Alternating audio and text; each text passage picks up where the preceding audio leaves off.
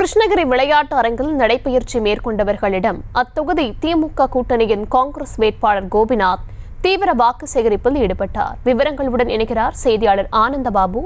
வணக்கம், விவரங்களை வழங்கலாம். வணக்கம் தர்ஷினி. கிருஷ்ணகிரி நாடாளுமன்ற தொகுதியில் திமுக கூட்டணி சார்பில் போட்டியிடக்கூடிய காங்கிரஸ் வேட்பாளர் கோபிநாத் அவர்கள் கிருஷ்ணகிரியில் நடைபயிற்சி மேற்கொண்ட ஏராளமானவர்களிடம் 10 ஆண்டுகளாக மத்திய அரசின் அவலங்களை எடுத்து கூறி தனது கைச்சின்னத்திற்கு வாக்குகளை சேகரித்தார். கிருஷ்ணகிரி மக்களவை தொகுதியில் இந்திய கூட்டணி சார்பில் காங்கிரஸ் வேட்பாளராக ஒசூரை சேர்ந்த முன்னாள் எம்எல்ஏ கோபிநாத் அவர்கள் போட்டியிட்டு இன்னும் சில தினங்களேயே வாக்குப்பதிவு இருப்பதால் தீவிர வாக்கு சேகரிப்பில் ஈடுபட்டு வருகிறார். அதன் அடிப்படையில் இன்று கிருஷ்ணகிரி விளையாட்டு அரங்கில் நடைபயிற்சி மேற்கொண்டவர்களிடம் காங்கிரஸ் வேட்பாளர் கோபிநாத் மத்திய அரசின் 10 ஆண்டு கால ஆட்சியின் அவலங்களை எடுத்து கூறியும் காங்கிரஸ் ஆட்சியின் போது கிருஷ்ணகிரி மாவட்டத்திற்கு மேற்கொள்ளப்பட்ட நலத்திட்டங்கள் மற்றும் தேர்தல் அறிக்கை துண்டறிக்கைகளாக வழங்கி அவர் கை சின்னத்திற்கு வாக்கினை சேகரித்தார். மோடி ஆட்சி முடிக்கட்டும் வகையில் ராகுல் காந்தியை ஆதரிக்க வேண்டும் எனவும் கிருஷ்ணகிரி நாடாளுமன்ற தொகுதி காங்கிரஸ் வேட்பாளர் கோபிநாத் அவர்கள் வாக்கு சேகரிப்பில் கிருஷ்ணகிரி சட்டமன்ற தொகுதி உள்ளிட்ட பகுதிகளில் மேற்கொண்டு வருகிறார். தர்ஷினி,